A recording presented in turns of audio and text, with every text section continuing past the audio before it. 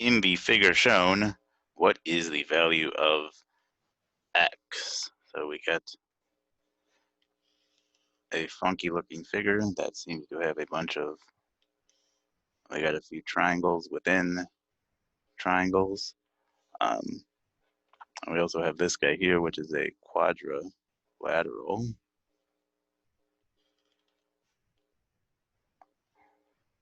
And we're looking for x. And we know this angle here is 90. And other than that,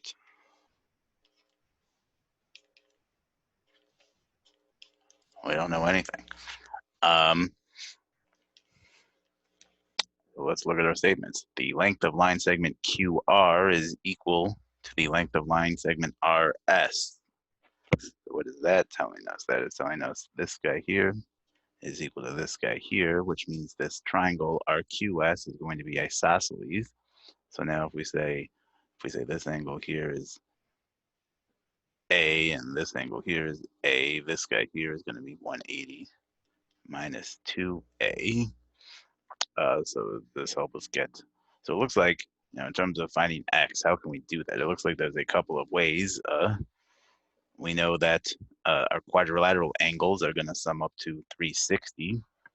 So if I, 90 plus x plus these two guys should be equal to 360. I know that any angles that make up a straight line are going to sum to 180. So I know that x plus this guy here plus this guy here is going to have to equal 180. Or if I can get the angles of my triangles in terms of x, I know those have to sum up to 180 as well. So there looks like there's going to be a couple ways we could get x, but I don't see anything here because, for example, here if we want to use these three angles, we don't know anything about this angle, and we don't know anything about these two angles down here.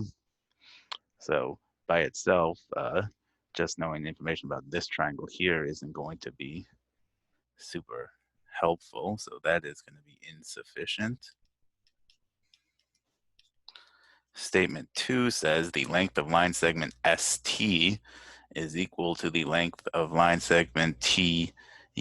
So that means this guy here is equal to this guy here. So this bottom triangle is also isosceles. So let's say this angle here is B. That means this one is also B. And this guy in the corner has got to be 180 minus 2B. And so by itself, so we got to forget about this information. And I think we sort of have the same problem as before, because we don't know anything about this angle here, for example, or really this angle here either. So that's not gonna. It's the two statements are sort of telling us similar things. So in the second statement, we're missing information about this top triangle. In the first statement, we're missing information about this bottom triangle.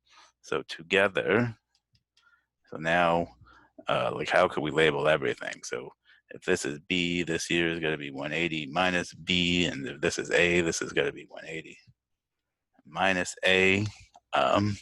So we can make a ton of equations here, it looks like, and hopefully the question is it going to be enough to solve for X, which would be pretty amazing if it were, right? Because that means we're solving for X without being given really any values for anything. So let's see if this is possible. So we know A plus X plus B is equal to 180. What else do I know? I know 180 minus A. So I'll sum up my quadrilateral angles here. 180 minus A plus 90 plus X plus 180 minus B is equal to 360. What does this guy simplify to? So it looks like my 180s here sum to 360, which will cancel out this 360 here. And so I can get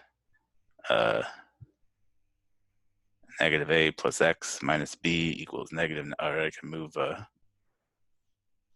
these guys over to get A plus B minus X is equal to 90. So A plus B minus x. Or if I want to match it to this, a minus x plus b is equal to 90.